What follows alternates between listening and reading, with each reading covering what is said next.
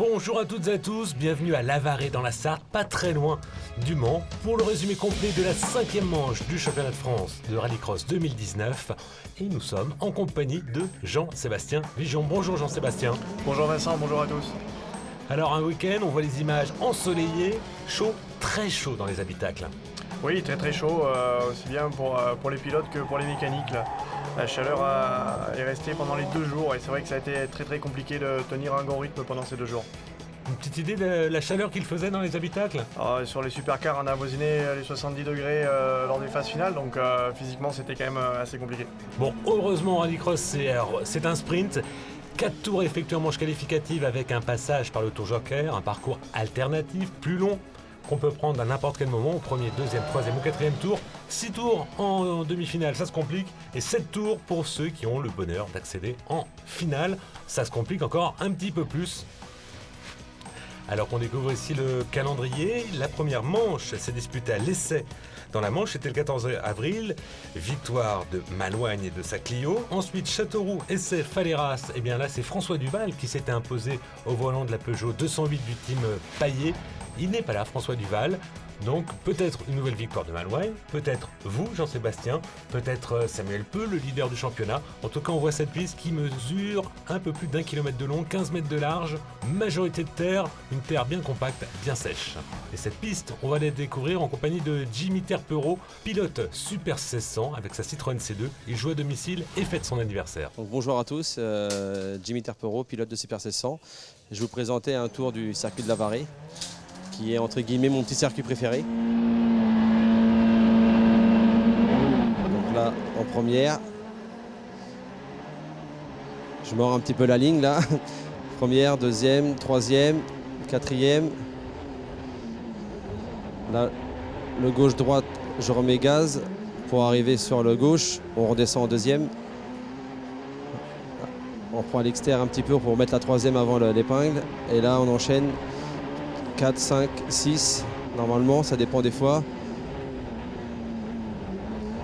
Pour là prendre le grand droite, pour remonter en haut sur l'épingle de gauche, qui est assez serré, il faut doser.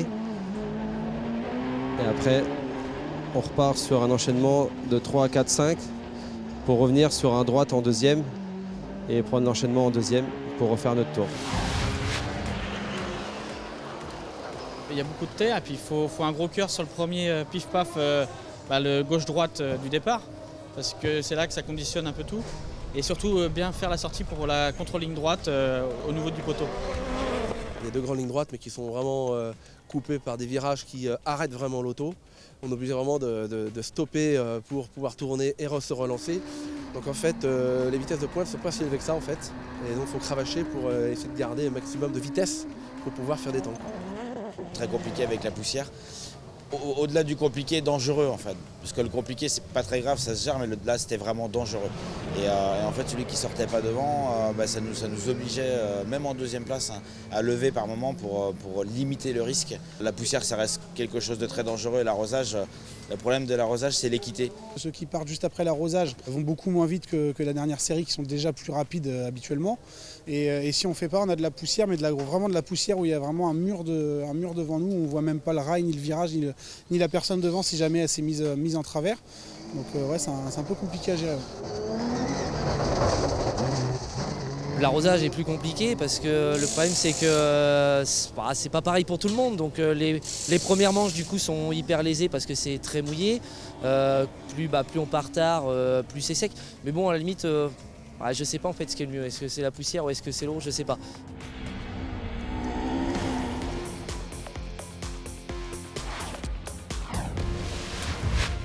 Et on va s'intéresser à la première demi-finale Supercar, la demi-finale B.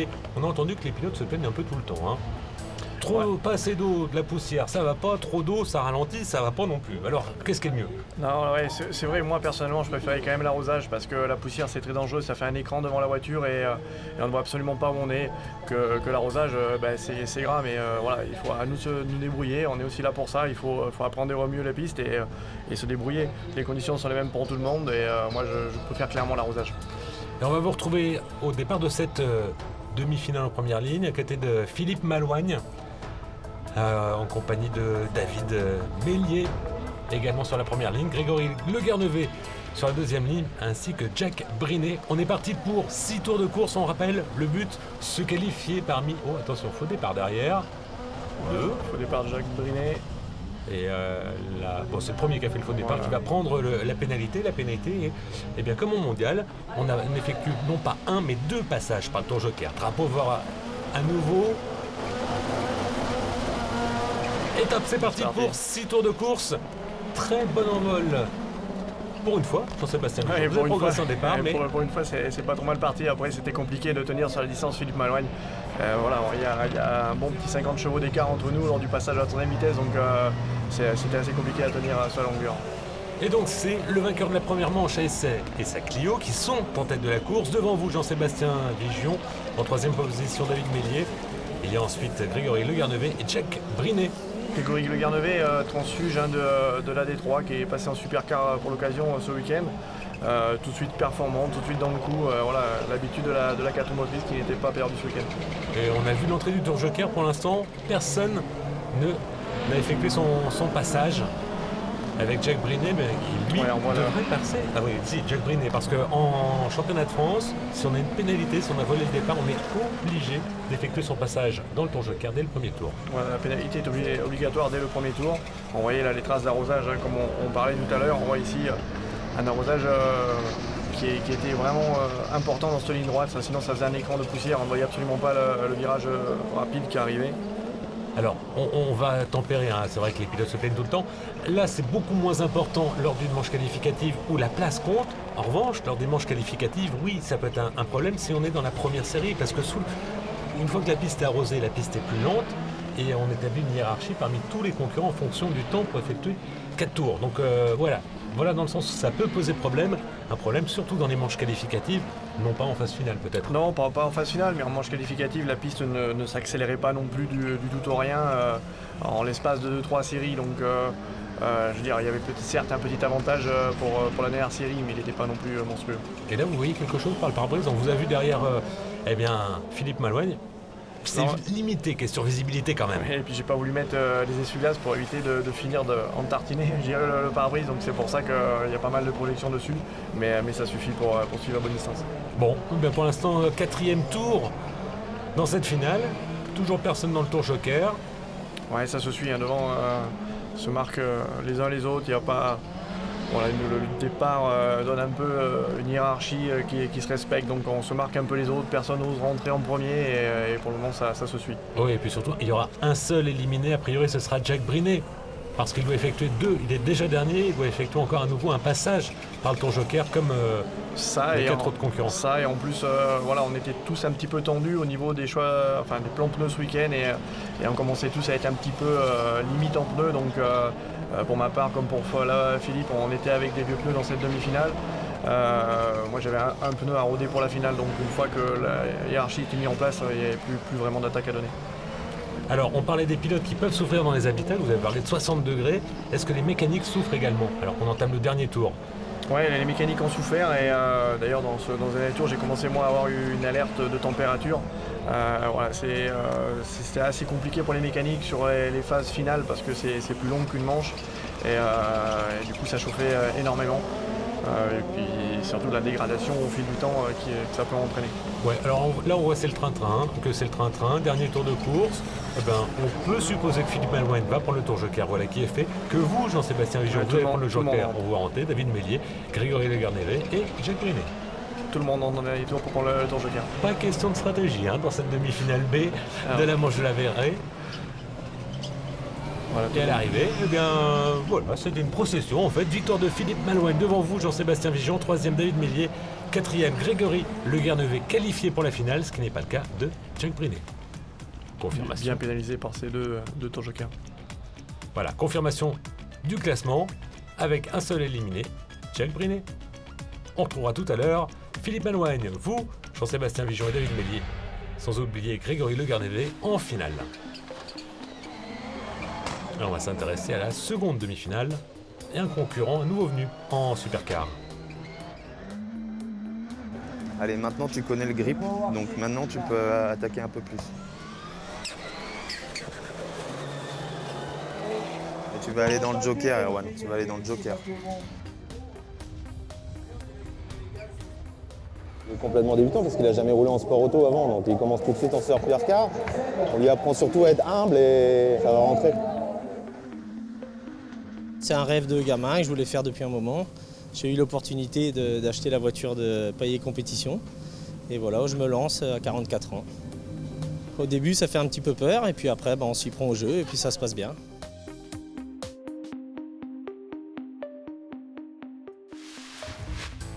Erwan Chapalin, on va le retrouver dans cette seconde demi-finale. Osé, quand on débute en sport automobile, attaqué par le rallycross, pourquoi pas, par le supercar. Voilà, c'est un choix. Après, c'est aussi sympa. Voilà, commencer directement par la plus grosse catégorie, c'est pas le plus facile, mais voilà, je pense que c'est un choix réfléchi. Et dans cette seconde demi-finale, on va retrouver Samuel Peu, Emmanuel Hahn, des champions de France, 2 anciens champions de France, de même que David Olivier, Fabien Chanoine, Erwan Chapalin donc, et Martial Barbette, et ça, Renault Mégane. Attention à Samuel Peu, qui a toujours figuré sur le podium sur chacune des 4 manches depuis le début de l'année. Pas de victoire à son compteur, mais bon, c'est un concurrent sérieux pour le titre. Oui, il a déjà même beaucoup d'avance au niveau du championnat, donc voilà, je pense que il veut à tout prix la victoire ce week-end, mais je pense malgré tout qu'il va commencer un petit peu à gérer. Allez, c'est parti pour 6 tours de course avec un très bon départ d'Emmanuel Hahn avec la Peugeot 208 bariolée, mais c'est Samuel Peu qui vire en tête devant Emmanuel Hahn, 2 Peugeot 208. David Olivier 3e pour son retour en chemin de France avec la Dacia Logan. Martial Barbette 4e. Et Chapalin 5e pour l'instant, premier des non qualifiés. La surprise vient de Fabien Chanoine, qui était sur la première ligne et qui se retrouve en 6e position pour le moment, non qualifié. Ouais, c'est une surprise parce que c'est un pilote qui s'est imposé, vice-champion de France il y a quelques années. Oui, et puis un candidat au podium du championnat, donc voilà, il se retrouve 6e là, non qualifié, ça peut être de mauvais coups pour le championnat. Bon, on va voir si tout le monde suit la stratégie. On passe dans cette seconde demi-finale. C'est Chapalin et Chanoine ont effectué leur passage par le Tour Joker. Samuel Peu en tête commence à prendre un petit peu ses distances par rapport à Emmanuel Hahn. Et Samuel qui attaque, il ne se pose pas de questions et il roule à bloc du samedi matin au dimanche soir. Et on est avec lui justement, Samuel Peu, le leader du championnat. Et pour l'instant, leader de cette demi-finale, la seconde. La première ayant été remportée par Philippe Malouagne. Ça creuse déjà là, sur Emmanuel Hahn.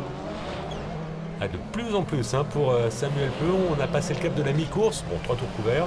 On voit ici David Olivier 3e avec sa Dacia Logan. On qualifié également. Avec lui en caméra embarquée, lui accède les essuie-glaces et même le lave-glace.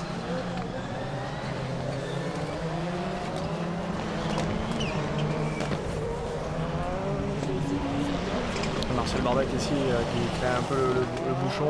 Fabien Chanoine qui lui a déjà pris le Tour Joker et qui devrait pouvoir passer aisément vu la différence de voiture. Alors, il faut trouver l'ouverture sur Chapalin parce qu'il y a 2 places à gagner pour Chanoine afin de se qualifier avec la Clio noire et jaune. Il est derrière, on le voit, il klaxonne derrière Chapalin, qui lui-même klaxonne derrière Martial Barbette et sa Renault Mégane. Il va essayer un peu partout. Tour Joker pour Olivier. Je l'avais anticipé. Mais je le sentais qu'il allait prendre le Tour Joker. Il sécurise sa qualification, ouais. Tour Joker pour Martial Barbette à droite de votre écran. Et Chapalin et Chanoine en profitent, mais Chanoine toujours derrière Chapalin. On est en compagnie de Fabien Chanoine. Là, il est impératif de trouver l'ouverture pour Fabien Chanoine s'il veut accéder en finale avec la Clio jaune et noire. J'ai l'impression que la voiture ne fonctionne pas non plus parfaitement bien. Oui, à l'accélération, c'est pas normal qu'il se fasse décrocher d'un coup comme ça par Chapalin. Ouais, vraiment au contact. Après, la piste est monotrajectoire et il est très très difficile de trouver l'ouverture, même avec une différence de vitesse comme celle-ci. Pour un débutant, il s'en sort bien, Chapalin. Première participation et il tient un vainqueur derrière lui. Ouais, et pas de faute, il reste très propre devant. Vraiment, j'ai presque la course parfaite. Il ferme bien les portes pour bloquer son adversaire. Ouais, là, ça risque d'être un petit peu dur alors qu'on se rapproche de la fin. En tête, toujours Samuel Peu. Qui prend le tour joker. À son tour, qui doit ressortir normalement largement devant Emmanuel Hahn. Sans souci pour... Petit contact à part la lame du pare-choc. Attention ici, Fabien Chanoine qui attaque Chapalin. Fabien Chanoine qui... en décroisant ici, peut-être que ça peut faire au freinage.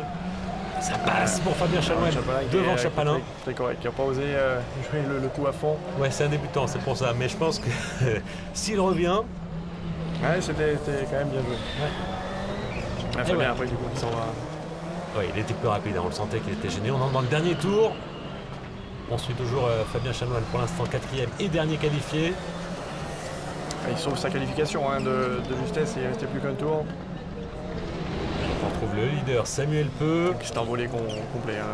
Samuel. Et l'arrivée et la victoire pour Samuel Peu. Il partira en pole position de la finale. Emmanuel Hahn, deuxième. Ouais, sacré écart malgré tout sur la ligne d'arrivée. En 3e position, David Olivier, qu'on retrouve ici. Alors, est-ce qu'on se réserve pour la finale? Parce que là, on a l'impression que tout le monde joue pas son bateau. Complètement. C'était le cas pour les 2 demi-finales. On était tous, je vous dis tout à l'heure, un petit peu ric-rac entre deux. Et suivant les stratégies, on a préféré jouer placé et pas forcément tenter le tout pour le tout en demi-finale.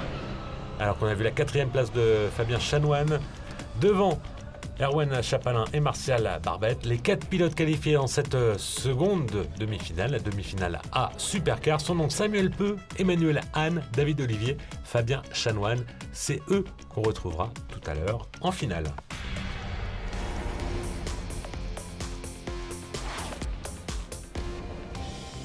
Et on va s'intéresser maintenant à la catégorie Super 1600, une catégorie dominée par Yvonique Jagu.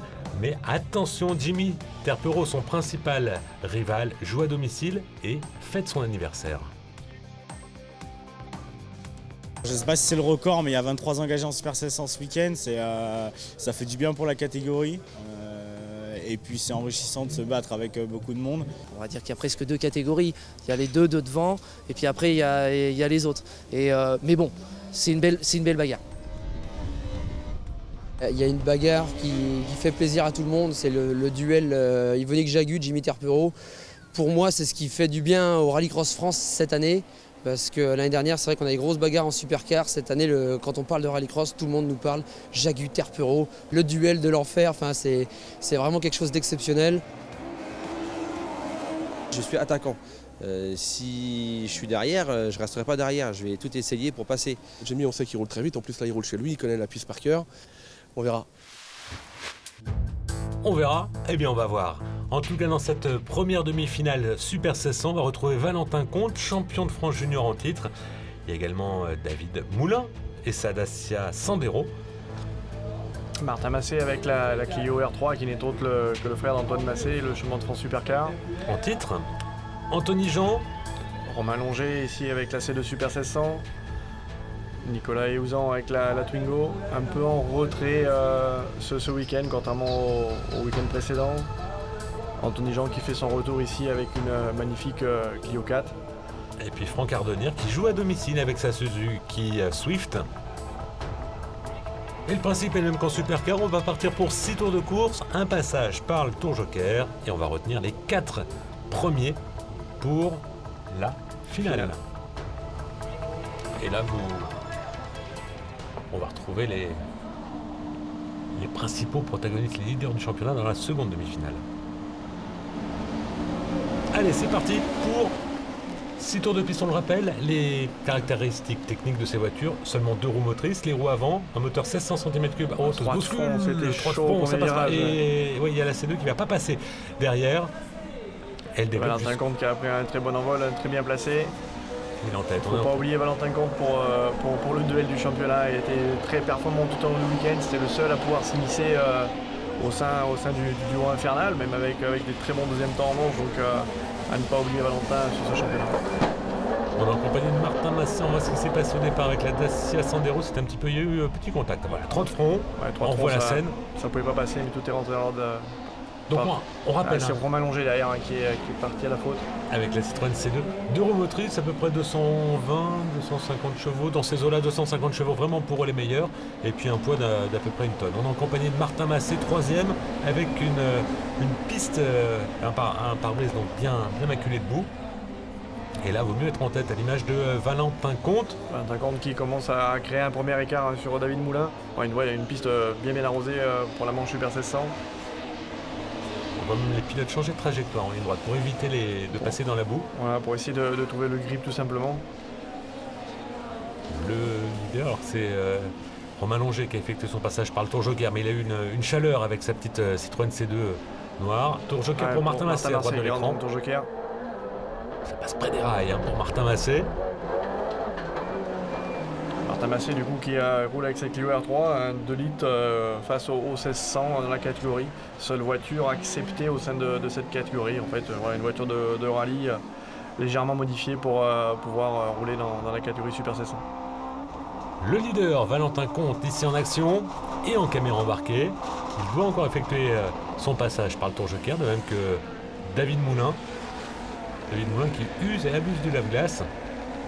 Anthony Jean 4e également pour la première sortie de sa voiture. Une voiture qu'il a développée, une Clio. C'est vrai que c'est une nouvelle venue dans cette catégorie Super 1600. Clio 4, j'entends. Clio 4 Super 1600, David Moulin. Du coup, Tour Joker. Tout de suite Martin Massé. Et ça sortira devant. Donc pour l'instant, statu quo. Moulin reste deuxième devant Massé. On attend le Tour Joker de Valentin Comte. On a vu à quel point il était difficile de dépasser sur cette piste en supercar. C'est la même difficulté, j'imagine, en Super 1600, Jean-Sébastien. Oui, exactement. Et avec la difficulté supplémentaire, malgré tout, de l'arrosage, dès qu'on se rapproche du concurrent qui nous précède, on est vite maculé debout. Donc très très compliqué de dépasser. Valentin qui devrait s'insérer dans le Joker dans ce tour sans problème, qui élargit pour pouvoir repiquer très tôt ici dans le Tour Joker. C'est sympa, c'est Super 1600, on a l'impression que dans les virages serrés, il y a vraiment la roue arrière intérieure au virage qui touche pas le sol, tout simplement. On a une bonne marge d'avance pour Valentin à la sortie. Et Martin Massé qui lâche rien, il est revenu sur David Moulin et vraiment au contact du pilote de la Dacia. Ouais, il tient son billet, sa qualification, mais il en veut un peu plus, Martin Massé, qui joue pas à domicile, mais pas loin non plus. Oui, c'est clairement, même à domicile, ils habitent en face de, oui, ils habitent de la piste. Village. Donc, ils sont vraiment à domicile. Martin ici qui est à l'attaque. Alors lui, c'est pas grave s'il voit pas la piste, il la connaît par cœur. Oui, il connaît tous les graviers par leur prénom, comme on dit, donc il n'y a pas de problème de ce côté-là. Il vaut mieux qu'il ait de la mémoire, Martin Massé, parce qu'on voit pas grand-chose. David Moulin juste devant. Alors qu'on est dans le dernier tour. Valentin Comte qui a sur le coup devant sans problème pour lui. Ouais, il peut calmer le jeu même avant l'arrivée. C'était juste pour Martin Massé dans un des virages. Et il s'impose, Valentin Comte devant David Moulin et Martin Massé. Et la 4e place va revenir à Anthony Jean avec cette nouvelle Clio 4 noire avec les pare-chocs blancs. Romain Longé qui était revenu ici au contact après la chaleur du premier virage. Ah oui, il fallait encore passer cette chicane, mais c'est fait. C'était juste. C'est fait. Eh bien, la Clio Super 1600 va être en finale. Pour sa première sortie. Nicolas Houzan lui a dû avoir un souci parce que il était assez distancé à l'arrivée. Tandis que Anthony Paillardon avait abandonné au départ. Donc la victoire revient à Valentin Comte devant David Moulin pour un tout petit peu moins de 2 secondes. Martin Massé 3e, Anthony Jean 4e. Voilà les 4 pilotes qu'on va retrouver tout à l'heure en finale. Quels sont les 4 autres qui vont les rejoindre? Jimmy Terpereau, Yvonique Jagu. Tous les deux sur la première ligne. Ah, ça promet toujours des très beaux duels. Il y a Julien Ardonnière également ici avec sa Suzuki Swift. On avait vu Franck le papa dans la première demi-finale. Nicolas Couriou avec la DS3. Michael Martin avec la 208. Marc Poderou avec la C2 Super 1600. Motivé, Marc Poderou. Ouais. Encore une C2 Super 1600. Et il y aura également Jérôme Molac avec sa Peugeot 208, alors que c'était Didier Morel également sur la dernière ligne. Et on a vraiment hâte de voir cette les yeux focalisés sur Jimmy Terpereau et sa C2 Super 1600 jaune fluo, et à ses côtés la Skoda Fabia d'Yvonique Jagu, le champion de France en titre, leader du championnat. Très bon départ d'Yvonique Jagu. Attention à Julien Ardonnière également. Qui va peut-être virer en... Et non. Le contact derrière, c'est Julien Ardonnière qui est parti dans tous les sens. Entre Nicolas Gouriou, Julien Ardonnière. Et pour l'instant, c'est Terpereau en tête devant Yvonique Jagu. On va voir ce que ça va donner au niveau de la direction de course, parce que là, tout le monde a coupé la chicane. Voilà, drapeau rouge. Ce qui pouvait être... C'était attendu, on va dire. Oui, dû au contact du premier virage. Ouais, parce que il y avait beaucoup trop de monde. Ça pouvait pas passer pour tout le monde. Et en fait, dès qu'on touche le mur de pneus, on modifie la piste. Et on est obligé d'arrêter la course. Ouais, Julien Ardonnière qui peut rien faire. Et propulsé dans le bac à gravier.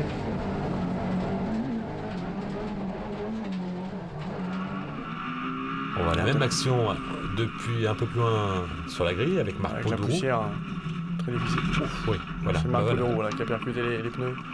Et donc, voilà ce qui a occasionné le drapeau rouge. Une vue extérieure.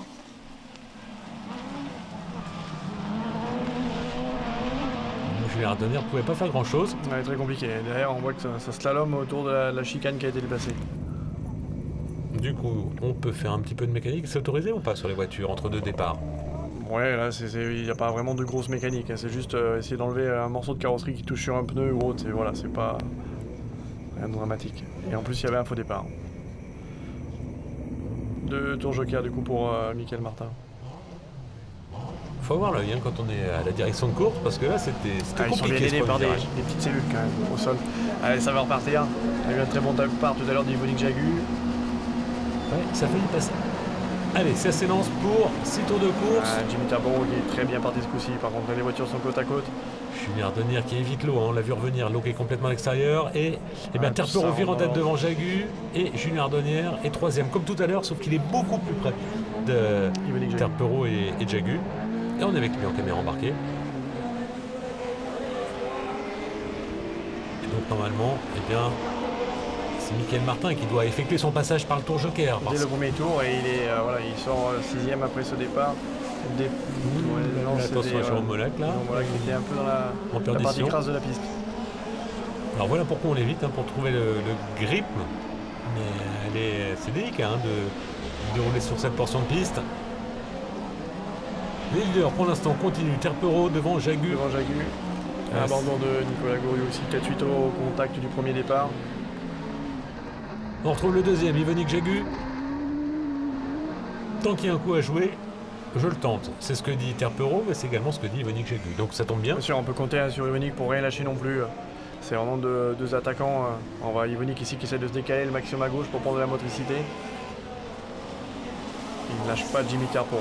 Les deux hommes se tiennent. Ouais, et là, ça va être certainement soit il va falloir passer sur la piste, ce qui n'est pas évident, mais ça peut se faire entre les deux, ou soit la stratégie du tour joker en Super 1600, comme en Supercar et quasiment toutes les catégories, à part la Twingo qu'on verra tout à l'heure. Eh bien, on a un spotter, quelqu'un qui vous conseille. Tour joker du coup pour Julien Ardonnière, qui va sécuriser ici sa 3ème place. C'est synonyme de finale. Et oui, il est ressorti devant Marc Poderoux. Donc pour Julien Ardonnière, tout va bien. On a passé le cap de la mi-course. Ça fait un peu élastique devant entre Jimmy Terpereau et Yvonique Jagu. L'écart se creuse un petit peu puis se rétrécit. On voit les deux hommes qui cherchaient un peu la motricité là-bas dans cette ligne droite. Ouais, en se décalant complètement. Jimmy Terpereau qui est entraîné à remettre une louche, on dirait. La voiture bouge beaucoup. On va essayer avec un pas de tour joker d'après les trajectoires pour l'instant. Ça continue. Ouais, on continue aussi bien pour Terpereau en tête avec sa C2 jaune fluo que pour Jagu. Franck Ardonnière est plus loin, mais lui a effectué son passage par le tour joker. Julien, pardon, Franck, c'était le papa tout à l'heure. Là, on est avec Marc Poderoux, 4e et dernier qualifié. Est-ce qu'il faut ressortir devant Martin? Poderoux avec les essuie-glaces. Qui queen, on l'a entendu. On voit plus beaucoup de visibilité sur le pare-brise de la CE de Marc Poderoux.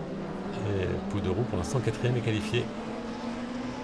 Bon, que vont faire les leaders? Là, l'écart s'est un petit peu accentué. L'avance de Jimmy Terpereau a augmenté. Savoir lequel des deux va rentrer le premier dans le tour joker.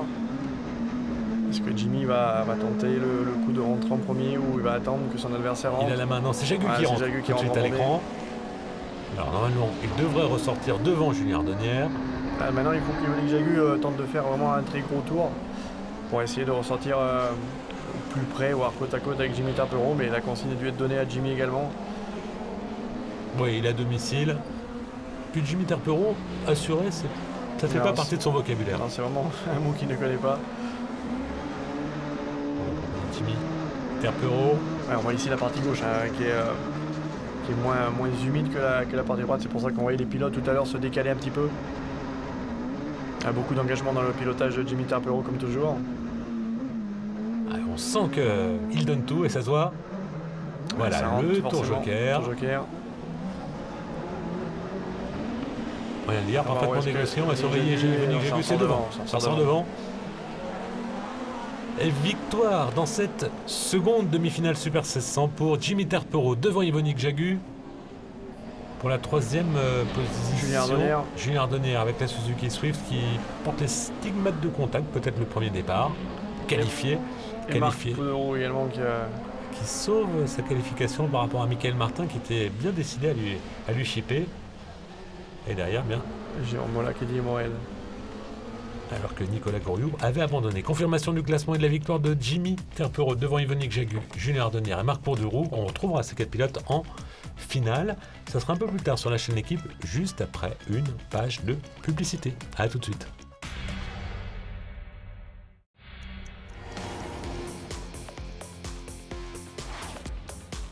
Et nous sommes de retour à La Varenne pour la 5e manche du championnat de France de Rallycross 2019. On va s'intéresser à la catégorie Division 3. Alors ça ressemble à du supercar, mais on va écouter David Vincent et Xavier Briffaut. Vu notre panne à Faleras, Xavier nous a repris un petit peu de points. Donc il faut absolument qu'on inverse la tendance. On est en tête, il faut qu'on reste en tête, il faut qu'on essaie de creuser un peu. Donc on va donner le maximum. Faleras nous a fait beaucoup de bien. Surtout mentalement parce que c'est souvent une fois là-dedans que ça se joue. Mais oui, ça nous a fait beaucoup de bien, on sait qu'on a le rythme. Maintenant, comme je dis, on prend les étapes les unes après les autres. Aujourd'hui, ça va pas trop mal, mais bon.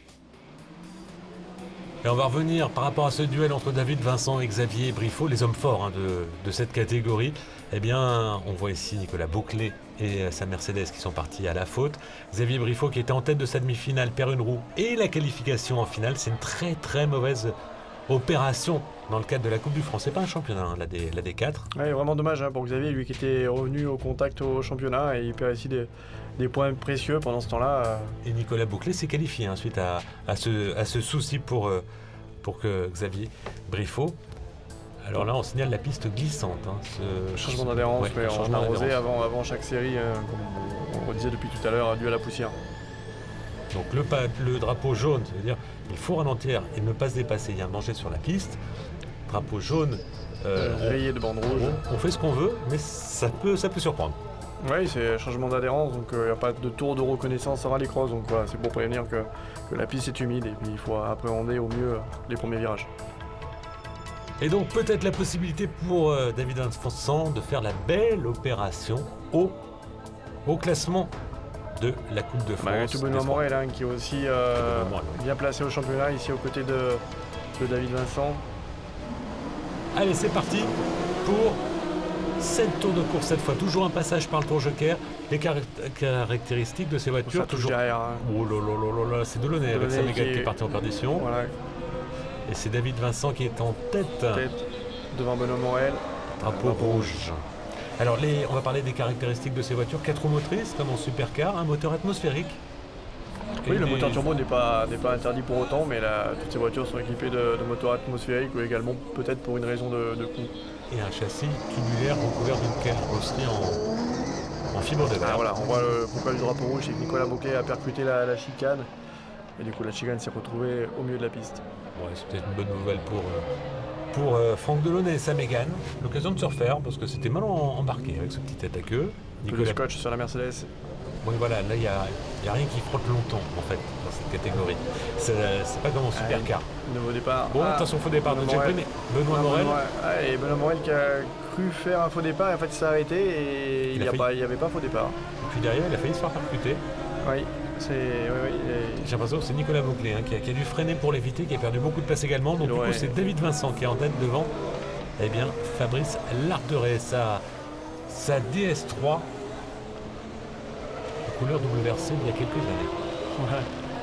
Fabrice Larderet, c'est une voiture qui avait été utilisée par Marc Maurice à Faleras et il retrouve du coup, il est le propriétaire de la voiture, il retrouve sa voiture ici en pleine forme je dirais. Peut-être que la patte de Marc Maurice a aidé à régler tout ça. En tête, David Vincent qui ne s'échappe pas, qui est sous la pression de Fabrice Larderet. David Durand est quant à lui troisième. Nicolas Boclet, il est lui un peu plus loin dans le peloton. Benoît Morel ici qui du coup est reparti. Ouais, qui va dépasser la BMW, qui a un souci, la BMW semble-t-il. J'ai l'impression qu'elle a un problème, qu'elle ne roule pas droit. Ouais, différence peut-être de performance également entre les deux voitures. Nicolas Boclet qui revient dessus assez rapidement. On va essayer de décroiser ici. J'ai l'impression qu'il a une roue qui a été touchée. Hein. La BM est inconduisible. La BMW.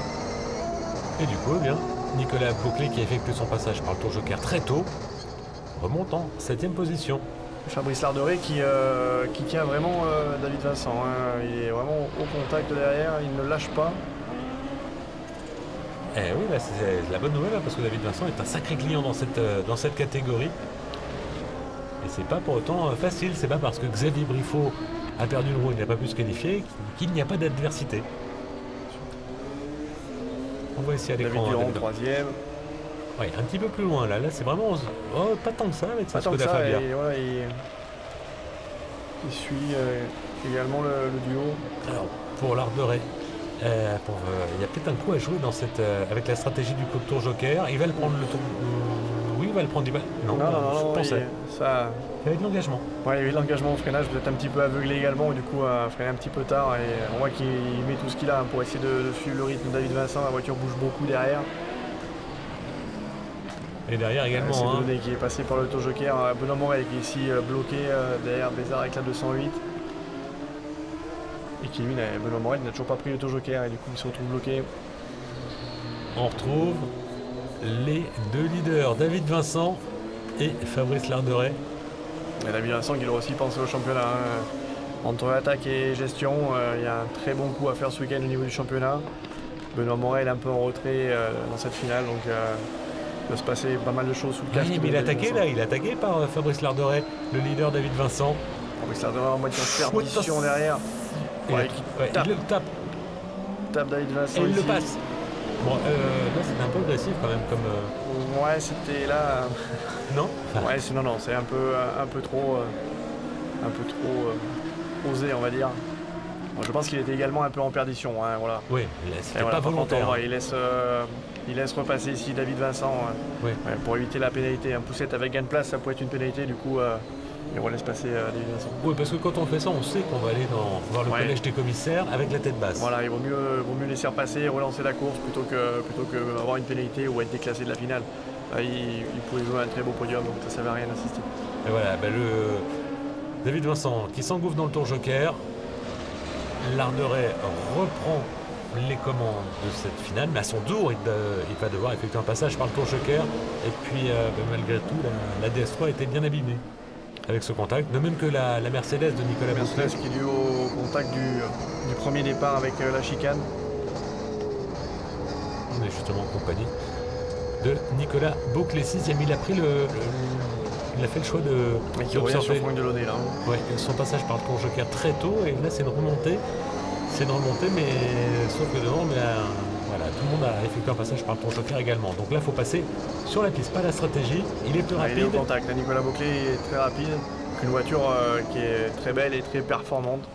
Larderet qui effectue son passage par le Tour Joker. Du coup, David Vincent repasse en tête. Alors, on entame presque du dernier tour. C'était juste il y avait Durand qui arrivait ici avec la Skoda. Fabrice Larderet n'avait pas des masses. Contact ici. Boclet avec Delaunay. Contact, du coup, bien qui est-ce qu'on profite, c'est Benoît Morel. Et Delaunay qui se retrouve à rouler en crabe. Et la roue arrière gauche à. Dès qu'il tourne à gauche, Fini.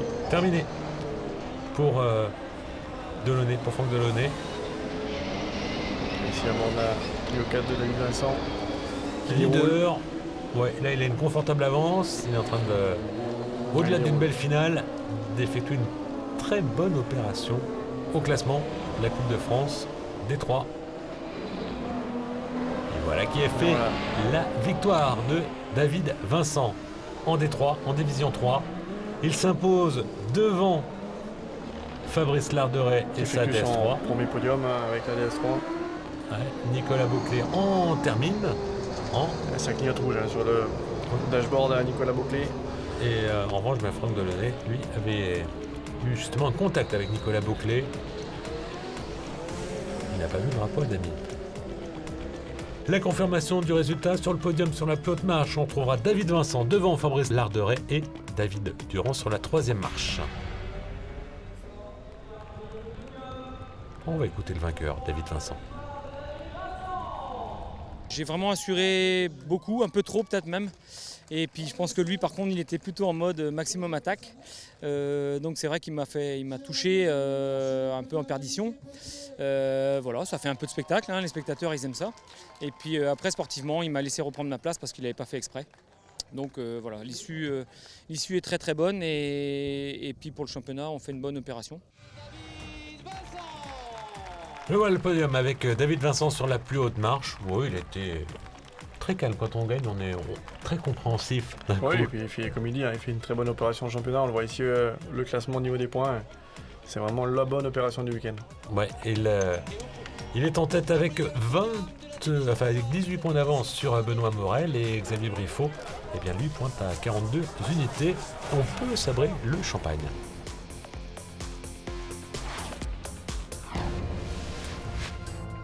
On va s'intéresser maintenant à la Division 4, une spécialité française, des moteurs atmosphériques, 2 litres de cylindrée, 2 roues motrices et un homme fort. Xavier Goupil ici, à l'écran. Il est en pole position de sa finale avec la il a choisi le milieu de la grille en laissant la pole position à Jean-Michel Guérin, toujours très performant également avec sa 206. Dorian Deslandes ici, le dernier vainqueur en date à Faleras. Oui, et Benjamin Duplateau, 16 ans. Oui, tout jeune, mais voilà, il apprend chaque piste, il découvre en plus chaque piste, mais avec beaucoup d'envie, beaucoup d'engagement, et toujours très performant. Tony Bardot également, ouais, très jeune. Bon, très jeune en sport automobile, il a déjà pratiqué le karting. Oui, le karting, et puis c'est pas un 100% débutant. Non, c'est un garçon qui a aussi baigné dans le sport automobile de nombreuses années, son papa étant un rallyman un peu de renom. Allez, c'est parti, on patine un peu, 2 roues motrices, les roues avant patinent un petit peu. Et le très bon départ à l'extérieur. Le Ferrand, un très très bon départ de l'extérieur. De la 208, pardon. Oui, la 208 de l'extérieur. De Sébastien Leferrand qui a déposé tout le monde et à Jean-Michel Guérin. Jean-Michel Guérin et Xavier Goupil curieusement en retrait. Ouais. Le pilote à 306 qui d'habitude est toujours aux avant-postes. Le plus rapide à se mettre en action pointe en 3e place devant Tony Bardot et sa Citroën C4 toute bleue ici à l'écran. Et on trouve le leader, Sébastien Leferrand et sa Peugeot 208 avec des voiles larges. Derrière, c'est une Peugeot 206, celle de Jean-Michel Guérin. Et une Peugeot 306 de Xavier Goupil qui est menaçant sur Jean-Michel Guérin. On voit ici à l'écran le leader de la Coupe de France D4. Ouais, il n'a pas l'habitude, Xavier Goupil, de sortir comme ça à la 3e place d'une finale. Non, c'est pas son genre. À Faleras, il était en tête, il a crevé. C'était le seul accro dans sa saison. Pour l'instant. Et Sébastien Leferrand qui s'envole devant, on le voit même plus trop à l'image, voilà, on voit 208 là-bas qui s'envole. Ouais, un style parfait. En même temps, c'est la voiture la plus récente. Lui, c'est une 208, les autres, c'est des 206 et des 306. Non, on raisonne pas comme ça en sport auto. Non, on raisonne pas comme ça. Voilà, ouais, c'est aussi bien pour la catégorie de voir des voitures un peu plus récentes aux avant-postes que des voitures plus anciennes. Goupil qui a hésité au dernier moment à rentrer dans le tour joker, mais je crois qu'il a perdu un petit peu de temps et il va falloir garder sa place par rapport à Tony Bardot. Il était gêné, il ressort derrière Dorian Deslandes avec la Peugeot 208 toute blanche. On est ici à bord avec Dorian Deslandes. 4e. Xavier Goupil 5e donc, mais en ayant effectué son passage par le tour joker. Promis, les pilotes ayant pris le tour joker. Ça peut faire les affaires de Jean-Michel Guérin si Jean-Michel Guérin reste en piste et arrive à accentuer son avance. Oui, parce qu'on perd en moyenne 2 secondes et demie sur cette piste de la Varée, en passant par le tour joker, en tout cas dans cette catégorie D4, en division 4. Deslandes qui revient ici sur Tony Bardot et qui prend le tour joker. Donc là, Xavier Goupil va gagner une position. Et Jean-Michel Guérin qui était rentré devant également dans le tour joker et qui ressort devant Xavier Goupil. Ouais. Derrière ça, Tony Bardot. Ça c'est important, c'est une place sur le podium qui se joue. Donc Tony Bardot, 2e pour l'instant avec la Citroën C4, alors qu'on retrouve Xavier Goupil. 2e, mais il doit effectuer un passage par le tour joker. Xavier Goupil, ici à l'écran, avec en ligne de mire Jean-Michel Guérin. Sébastien Leferrand qui lui a oublié tout le monde, il est parti devant. Et le voilà. On est quasiment la ligne droite d'avance. Sur Tony Bardot. 2 tours pour effectuer un passage par tour joker pour Sébastien Leferron comme pour Tony Bardot. Ah, il rentre. Et ben maintenant. Voilà, c'est fait pour le leader Sébastien Leferrand dans le tour joker. Il a raison, il faut arriver à sécuriser cette victoire et à sortir devant. Oui, parce que si on fait une erreur, après le risque c'est de ressortir derrière ses concurrents. Voilà, Tony Bardot qui avait également pris le tour joker et qui ressort pas si loin que ça de Xavier Goupil.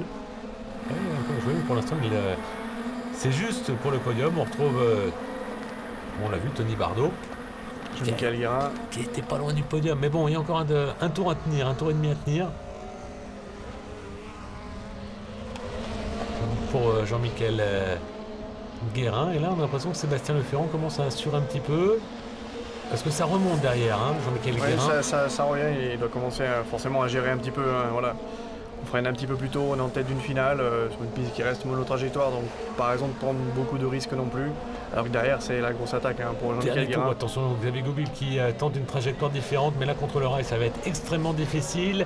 Et c'est fait pour Sébastien Leferrand qui s'impose devant Jean-Michel Guérin et Xavier Goupil. Xavier Goupil qui renoue avec le podium et une très très belle victoire pour Sébastien Leferrand. Très bon départ, Sébastien Leferrand depuis l'extérieur. Une course de main de maître, il a même pu assurer sur la fin. Un peu plus d'une seconde d'avance sur Jean-Michel Guérin qui lui-même avait 8 dixièmes. Il précédait de 8 dixièmes Xavier Goupil. Sur la ligne d'arrivée, 4e Tony Bardot, Dorian Deslandes 5e. Et on va écouter le vainqueur, Sébastien Leferrand. Enfin un bon départ pour la finale. Et puis j'ai réussi à aligner les tours en faisant des bons temps, je pense. Et puis j'ai pris de l'avance. Et puis j'ai pris un bon joker. Et puis voilà, c'était parti. Le podium pour Sébastien Leferrand. Un bon départ, il a dit enfin. Et il n'a pas fait les choses à moitié. Non, ouais, un excellent départ. Il a vraiment mis une voiture à tout le monde au bout de la ligne droite et ce qui lui a donné la victoire. Et du coup, il se présente comme le plus sérieux concurrent pour Xavier Goupil, mais attention également à Dorian Deslandes parce qu'il monte en puissance au fur et à mesure et on pourrait le retrouver. Il pourrait de nouveau créer la surprise comme il l'avait fait à Faleras.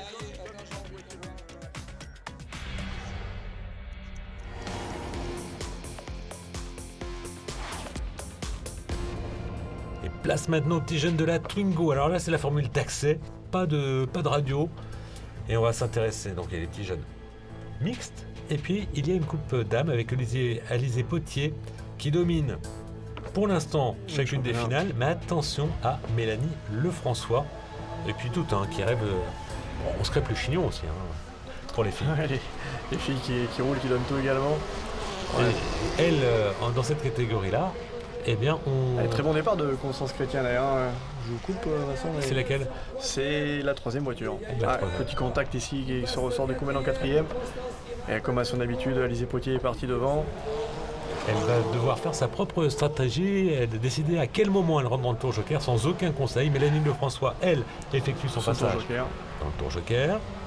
Est-ce qu'elle sera la première à détrôner Alizé Potier cette année? Alizé Potier qui a un petit peu d'avance, mais qui n'a pas non plus beaucoup d'avance. Tour joker maintenant. Tout va jouer à la sortie. À droite, Alizé Potier, à gauche, Mélanie Lefrançois. Et c'est Mélanie Lefrançois. Ah, c'est très bien joué. Qui s'impose. Alizé Potier qui s'est un peu reposé sur ses lauriers. De peu. Et elle n'a pas pu compter sur son spotter. Elle était pilote et spotter, Mélanie Lefrançois. De même qu'Alizé Potier. Elle s'impose. Mélanie Lefrançois. Pas beaucoup, 3 dixièmes, c'était serré. Une bonne stratégie de Joker qui lui offre cette victoire, très très contente. Il y a de quoi. Et Estelle Lambec va compléter le podium. On écoute Mélanie Lefrançois. Je connaissais pas ce circuit-là, donc c'était une découverte pour moi et de suite je me suis sentie à l'aise. Donc le fait de battre Alizé Potier également, c'est vrai que ça redonne de la motivation et je reviendrai encore à Carlabo pour tout donner. Vous pouvez applaudir les filles de la Formule. Carlabo, ce sera la prochaine manche fin juillet, ça sera en Bretagne, le 28 juillet exactement. Le résumé sera à suivre sur la chaîne L'équipe. On va repasser à la coupe Twingo mixte, où là il y a une grosse chaleur pendant les manches qualificatives avec Edgar Malouane qui est parti en tonneau très haut dans les airs. Heureusement, on va voir le pilote sort par lui-même.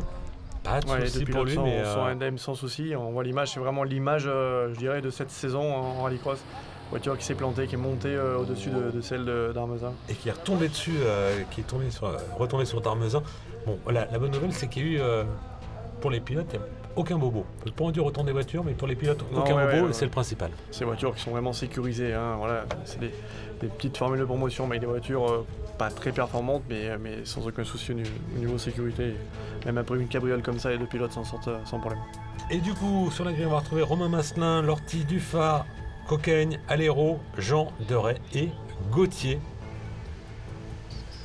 Ils vont partir pour 7 tours de piste. On parle de puissance modeste, 133 chevaux, 2 roues motrices. Oui, et surtout tous la même voiture. Hein. Comme ça, un niveau d'équité parfait entre tous ces pilotes. Un très bon départ ici d'ailleurs de toute la première ligne.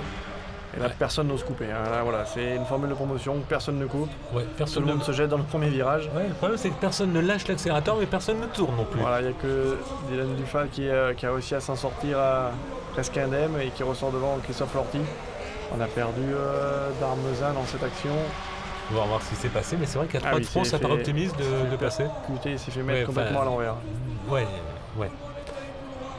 Dylan Dufat qui a amené un petit peu tout le monde ici, qui a fait un peu un strike dans ce premier virage.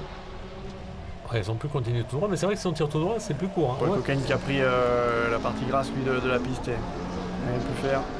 Quand on revient sur la piste, on peut reprendre le peloton, on va sous un autre avec son caméra embarquée. Qui prend la partie grasse, c'est pas rien à faire. Directement la sortie de piste. Et quand il reprend la piste, il coupe la route à notre concurrent, mais ça passe. Donc Dylan Dufat en tête. Et Clément Jean, déjà 3ème ici, toujours performant Clément Jean, toujours aux avant-postes. Discret mais toujours là, est parti de la 3ème ligne et déjà 3ème. Ouais, et Dylan Dufat, on rappelle, lui n'a pas passé la première chicane, il a tiré tout droit. Donc il faudra peut-être en parler un petit peu. Un peu aussi la base de tous ces contacts. Alors on voit que c'est fini pour... j'ai l'impression que c'était Paul Coquaigne qui a abandonné. Peter Deray ici. Avec contact de Clément Jean. Avec la Twingo bleue. Clément Jean, attention, Peter Deray qui part au-delà des limites de la piste. Peter Deray qui reste en 4ème position avec la Twingo blanche-rouge. Clément Jean dans le tour joker. Voilà. Premier des leaders à rentrer. Gauthier également, semble-t-il, dans le tour joker, derrière Clément Jean. Avec Xavier Alero qui avait déjà fait lui son tour joker, il se retrouve à sortir ici devant Clément Jean. Peut-être la bonne stratégie pour Xavier Alero d'avoir pris le tour joker très tôt. Et Peter Deray également l'avait pris le tour joker, donc il pointe en 3ème position. Également, je n'avais pas vu également Vincent. Et devant Christophe Lorty, Dylan Dufat qui s'envole. La caméra embarquée, avec une boîte de vitesse manuelle. C'est rare de voir ça. Il y a même les clés et le porte-clés équivalent. C'est vraiment la voiture. C'est vraiment la voiture de promotion avec une voiture qui ressemble à celle d'origine. Voilà, clé en main, c'est pas des histoires. C'est vraiment clé en main. Dylan Dufat dans le tour joker, le leader. De même par Christophe Lorty, on est dans le dernier tour, donc là, pas le choix. Alors qui va ressortir devant, c'est Peter Deray, non. Attention, la vôtre. On va peut-être pas recroiser ici, non, c'est pas possible. Donc, sous le drapeau damier, Dufat s'impose devant Deray et Alero, mais on va discuter en direction de course. Il va y avoir 2 déclassements, Dylan Dufat et Peter Deray. Et puis, du coup, c'est Xavier Alero qui va hériter de la victoire devant Christophe Lorty et Clément Jean, 3ème. Paul Coquaigne, 4ème. Brandon Gauthier, 5ème. 6ème, Romain Masselin. 7ème, Dufat et Deray, 8ème. On écoute le vainqueur. C'était effectivement pas facile parce que les conditions étaient arrosées du fait de la poussière, donc on ne sait pas trop à quoi s'attendre à chaque fois au départ. J'avais décidé d'être prudent en fait et puis d'aller loin quand même sur le freinage, mais vraiment de lâcher un moment pour voir ce qu'allait se passer. Et puis j'ai saisi l'opportunité, je me suis retrouvé 4 et je savais que j'étais rapide, donc j'ai pris tout de suite mon joker pour après rouler. Et puis le rythme était là et ça m'a permis de l'emporter. Victoire pour Alero. La joie. Bon, 3ème sous le drapeau à damier, mais bon, c'est vrai qu'il y avait eu des petites histoires au premier virage. Il y avait Peter Deray qui était sorti des limites de la course, alors qu'il retrouve Mélanie Lefrançois sur la plus haute marche du podium. Mélanie Lefrançois qui s'était imposée en Coupe Dames. Et au classement, c'est Christophe Lorty qui est en tête pour 3 points devant Dylan Dufat et 3ème Mathieu Moreau, devant Romain Masselin.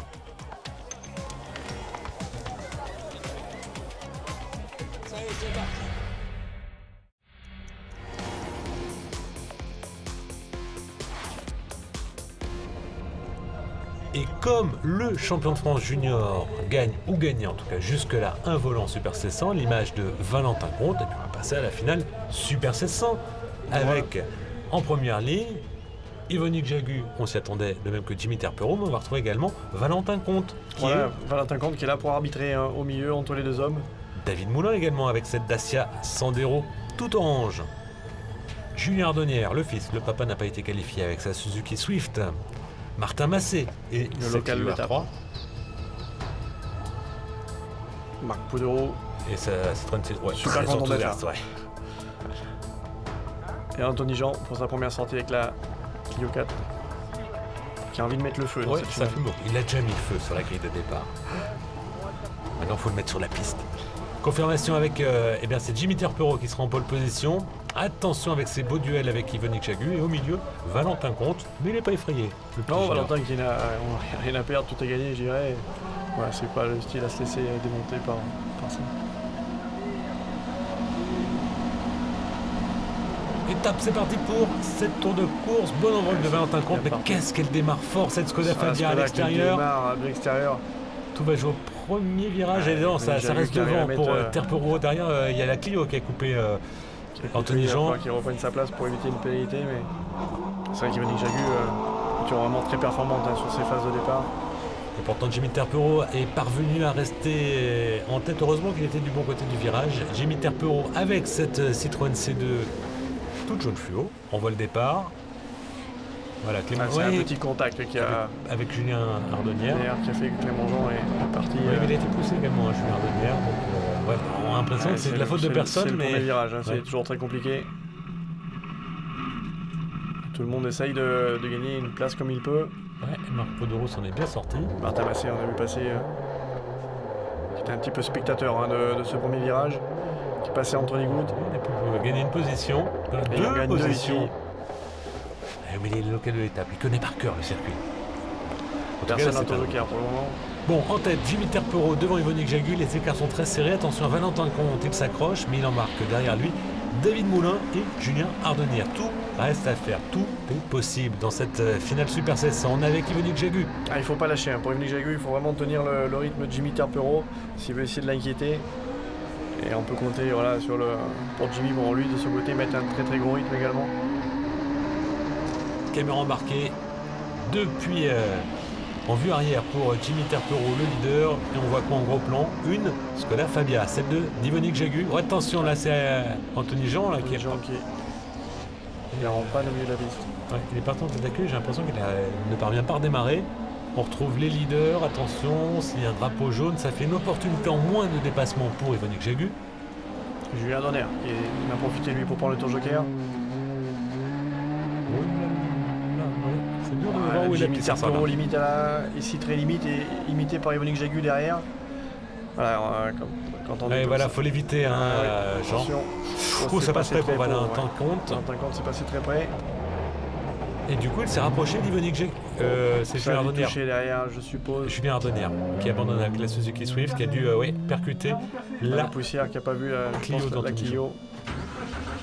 Ah, c'est dommage pour Julien Ardonnière. On a vu Jimmy qui s'est raté dans le premier virage et qui a amené avec lui Yvonique Jagu. C'est le risque comme ça, quand on est vraiment au contact du pilote devant, on se base sur ses repères et s'il part à la faute, généralement on le suit. Ouais, et Yvonique Jagu qui a perdu du temps pour éviter la Clio de Clément Jean, du coup il est sous la menace de Valentin Comte et il n'exerce plus la pression sur Terpero. La bataille est pour la deuxième place. Attention à la faute de Valentin Comte. Et Valentin qui est obligé de vraiment mettre très très gros rythme pour essayer de suivre les deux hommes et du coup voilà, ça crée une petite faute ici. Petite erreur, mais lui il passe pas des concurrents, là, le drapeau jaune, double drapeau jaune agité en ralenti. C'est pas flagrant de la part de Valentin Comte. Non, après la voiture a été vue lors du passage précédent, donc il n'y a pas non plus besoin de s'arrêter pour passer à côté. Jimmy Terpero, le leader, il doit encore effectuer son passage par le tour joker, de même qu'Yvonique Jagu, de même que Valentin Comte. On a vu le contour à Jimmy Terpero toujours entre 7000 et 8000 tours, ce qui donne un peu le rythme. Voilà, Valentin Comte dans le tour joker. C'est bien vu de la part de Valentin. Il ressort devant David Moulin, donc pour l'instant il assure son podium. Sur quelle marche? La question peut se poser, parce qu'il n'était pas loin d'Yvonique Jagu, deuxième. Donc pour l'instant, l'écart semble grand. Oh, attention à la faute de David Moulin. Il a l'air délicat ce virage. Oui, il a arrosé sur la partie extérieure et du coup assez délicat. Je ne sais pas si David Moulin n'a pas eu vraiment subi un contact il a peut-être pied droite. Effleuré la voiture peut-être contact du départ ou alors là. Voilà, alors Jimmy Terpero, tour joker. Maintenant c'est lui qui nous donne le top départ. Il continue. Et ça ressort derrière, mais pas très loin derrière, Jimmy Terpero, pas très loin derrière Evonik Jagu. Et Evonik Jagu doit rouler très fort pour conserver ce qui semble être une deuxième position. Ça va être très très difficile de creuser l'écart, sachant que Jimmy est vraiment en contact juste derrière. Oui, puis on le sent motivé. La manière dont il tourne le volant, là, on le sent vraiment... on n'est pas dans la gestion du pneu, là. On met le volant au maximum et on tourne. Il n'y a plus qu'un tour et demi à faire, c'est plus grave. Ouais. David Moulin. Un problème mécanique pour David Moulin. Voilà, ça s'arrête, c'est le cimetière des voitures en panne dans cette finale Super 700. Voilà, donc Julien Ardonnière, David Moulin et tout s'arrête au même endroit. Anthony Jean, voilà, c'est là où on s'arrête. Evonik Jagu, à lui d'effectuer un passage par le tour. Il a raison, il faut continuer à essayer de creuser au maximum. Prendre le tour joker dans le dernier tour. Marc Podoro également. Au ralenti. Alors il n'y a plus de place pour s'arrêter avec Julien Ardonnière et consorts. Donc il faut trouver un autre endroit. Après Marc Podoro qui est dû repartir s'il fait le tour et ça lui permet de dépasser à ce moment-là David Moulin qui lui est arrêté sur le bord de la piste. Ouais, le volant est plus 12 droit sur la voiture de Marc Podoro. Pas de problème. Allez, on retrouve. Jagu qui a réussi à creuser sur Jimmy Terpero. Est-ce que ça suffira pour ressortir devant? Alors déjà, le but, dépasser Jimmy Terpero, ça peut paraître difficile, mais déjà ressortir devant Valentin Comte, c'est important dans l'optique du championnat. Ouais, c'est bon, c'est passé pour Jimmy, on le voit ici sur le côté droit. Ouais, pas de problème pour Jimmy Terpero. Et la Citroën C2 jaune fluo, il va s'imposer devant Evonik Jagu, voilà qui est fait. Derrière, pas de la place pour Valentin Comte ici à l'écran qui a lâché son effort. Ouais, Valentin Comte qui a crevé en fait à l'arrière gauche et qui a cassé un amortisseur, du coup c'est pour ça qu'il termine à l'agonie. Un peu ralenti. Mais sur le podium, son deuxième de la saison me semble-t-il pour Valentin Comte. Et le vainqueur, Jimmy Terpero, à domicile, le week-end de son anniversaire. La joie est totale. Attention à ne pas tomber. Il y a eu des pilotes par le passé qui sont tombés. Je pense à un certain Peter Solberg qui célébrait une victoire. Pilote de renom. Et la voiture filait toute seule. Donc il n'y a eu aucun mal pour personne. Mais bon, un petit moment de solitude pour Peter Solberg. Et il nous avait présenté la piste tout à l'heure. Jimmy Terpero, le vainqueur. Bon, il ne disait pas tous les secrets. Les rapports de boîte de vitesse, ça ne correspondait pas toujours. Mais en tout cas, il s'impose. Il a la recette pour gagner. Devant Evonik Jagu avec à nouveau un beau duel. On écoute le vainqueur, Jimmy Terpero. On a appris beaucoup de choses ce week-end et franchement c'est que du bon et j'ai hâte de continuer de faire des courses et de gagner des courses. Ouais, c'est un peu le but de tout pilote. Déjà quand on fait des courses on est content et pas quand très on gagne... Jimmy Terpero, le seul mot qu'il connaît je crois c'est gagner. Et voilà, on lui souhaite son anniversaire sur le podium, et puis Evonik Jagu qui se dit bon, on fera la belle dans pas longtemps. On a senti ça un peu dans le regard, Evonik Jagu. Elle est très serrée, on voit derrière entre David Moulin, Valentin Comte et Jimmy Terpero, 10 points séparent chaque fois chacun des pilotes. Pour moi une belle deuxième part du championnat. Et pour l'instant, le champagne est pour la victoire et pour l'anniversaire de Jimmy Terpero.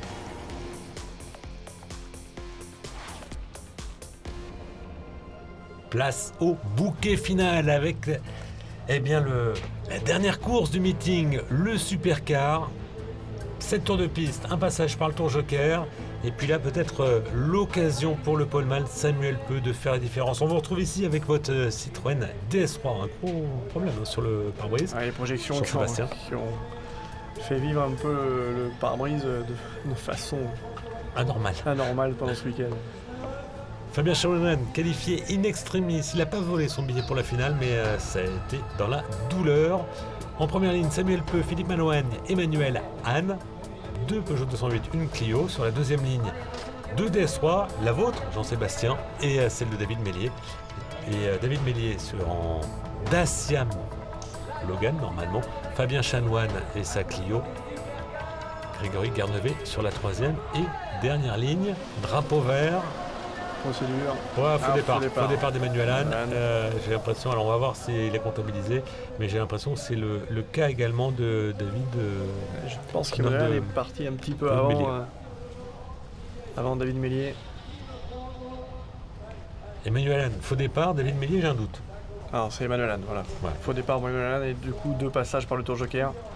Ils sont donc obligés de passer dès le premier tour dans le tour joker. Ça ne doit pas dire sur les casques. Hein. Déjà il fait chaud dans les voitures, Ouais, mais c'était long. on renouvelle la procédure.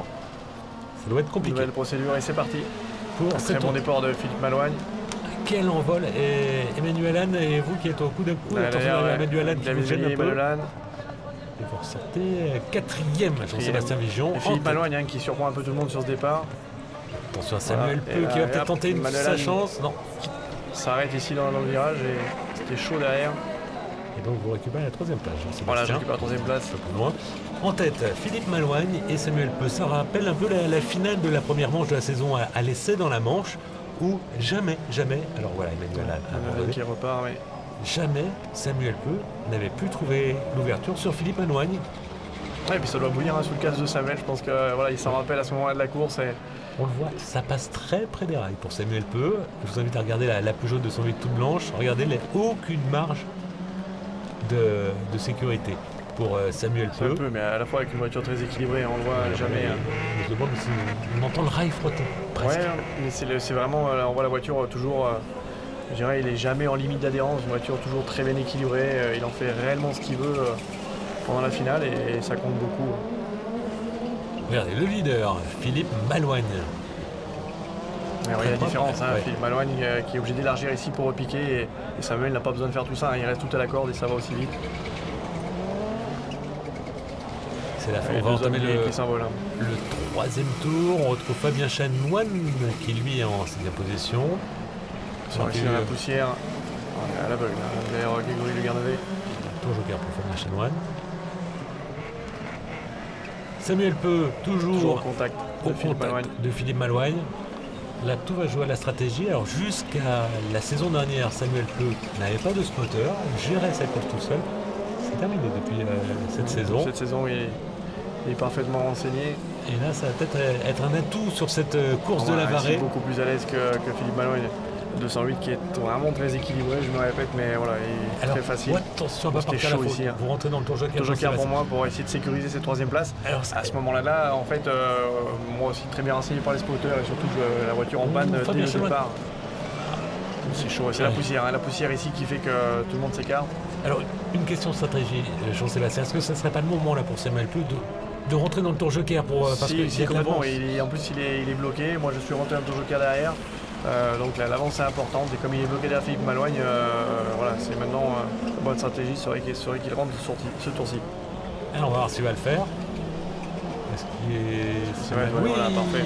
C'est fait pour Samuel Peu. Bon, c'était logique, hein, si j'avais appris normalement, c'est que c'est facile. Si je trouve qu'on est tous d'accord, c'est que c'est facile. C'est facile. En tout cas, il ressort 2e Samuel Peu devant vous, Jean-Sébastien Vigeon. Ouais, moi qui suis en panne depuis le départ, avec des alarmes qui se déclenchent partout. Donc le seul but pour moi, c'est d'arriver en petit. Pour cette finale avec contact ici pour Fabien Chanoine qui est dans la poussière. Dans la poussière qui a été percuté le rail. Il est sur 3 roues, me semble-t-il. On est avec David Olivier, 5e. Derrière David Mélier. 4e. Avec Philippe Malouagne maintenant on va prendre le tour joker. Ici. Petit rythme pour moi. Ouais. Petit rythme. Allez, tour joker pour Philippe Malouagne, le leader. Ouais, ben c'est passé. On a entreaperçu Samuel Peu. Samuel Peu qui prend tous les risques ici à la descente avec un freinage dont il est le seul à avoir le secret. Et ça passe pour Samuel. Et c'est passé pour Samuel Peu alors qu'il reste encore 2 tours à couvrir. Pourquoi pas sa première victoire de la saison 2019 à Samuel Peu. Et une emprise, une mainmise sur le championnat qui se décide. Il était déjà en tête avec des podiums. 4 podiums depuis le début de l'année en 4 courses. Peut-être un 5e podium, une première victoire. Donc là, ça serait... une mainmise totale sur le championnat. Bon, 2 tours à tenir. On sait qu'il a une air solide, on va voir est-ce qu'il est. Moi, il est moins près des rails malgré tout. On voit Philippe Malouagne qui carte de plus en plus ici dans le virage et ça profite à Samuel Peu. Ouais, qui prend pas beaucoup plus de marge avec les rails, Samuel Peu. Non, Samuel à l'attaque pendant les 7 tours. Garçon qui n'a jamais rien. Dernier tour de course, alors que construit Grégory Legarnevet. Et on voit David Mélier également qui s'est arrêté ici, qui a été piégé par la poussière également dans cette descente. Bon, Philippe Malouigne en deuxième position, à bonne distance de Samuel Peu. Et Samuel qui se dirige vers sa première victoire de la saison. Bon, on prend un peu de marge, j'ai l'impression, de la part de Samuel Peu. À la régulière, ça va être dur de le dépasser. C'est les derniers virages. Voilà qui est fait, on va tourner à gauche et couper les lignes d'arrivée. Voilà qui est fait, victoire de Samuel Peu devant Philippe Malouigne qui est renoué avec le podium après quelques courses difficiles. Premier podium de la saison pour vous aussi, Jean-Sébastien, ici avec premier podium qui fait du bien, malgré une finale très compliquée. Oui, mais podium. Oui, c'est ce qui compte. Il n'y a que le résultat qui compte, comme on dit. Et voilà, ça fait vraiment du bien pour toute l'équipe. La 4e place pour David Olivier, la 5e pour Grégory Legarnevet, 6e David Mélier qui a abandonné, de même que Fabien Chanoine et Emmanuel Anne. Eh bien, je vous propose d'écouter le vainqueur, toujours joyeux. Samuel très content, Samuel. Alors, quand il gagne, ça doit être encore mieux. Et on vous retrouve, vous, Jean-Sébastien. Ouais, soulagé d'en finir surtout. Ouais, c'était très long. On écoute le vainqueur. On a fait un super boulot avec l'équipe en termes de châssis et mon motoriste aujourd'hui, Pipo, qui a fait un boulot exceptionnel. Après, on a fait une belle bataille, on avait la perfo tout le week-end, donc tout était ouvert quoi, pour que ça rentre pour la victoire, quoi. Très sympa avec ses partenaires. Samuel Peu, Pipo fait du bon boulot. En résumé, et lui a très bien piloté. L'accolade avec vous, Jean-Sébastien. L'accolade également avec Philippe Malouigne. Ouais, très apprécié de l'ensemble des concurrents. Samuel, c'est vraiment un garçon qui est apprécié, toujours très correct. Et voilà, victoire méritée. Il était sur le podium la saison dernière en supercar. Il a été double champion Super 600 les 2 années précédentes. Et là, il est largement en tête devant Philippe Malouigne. On retrouve François Duval qu'on ne devrait pas voir. Donc virtuellement, Jean-Sébastien, vous êtes 3e du championnat. Oui, voilà, c'est vraiment l'objectif de cette fin de saison, d'aller chercher le podium de cette catégorie supercar. Donc là, podium sur la course et virtuellement podium au championnat. Est-ce que ça va se confirmer? Eh bien, il y a un petit mois de repos. La prochaine manche, ce sera, on l'a dit, en Bretagne, à Carlabo, le 28 juillet. Vous pouvez aller sur place, c'est conseillé. Et ce qui est quasi obligatoire maintenant, c'est de voir le résumé sur la chaîne L'Équipe. Merci à vous, merci Jean-Sébastien, et à très vite. Merci Vincent, à très bientôt. Salut à tous.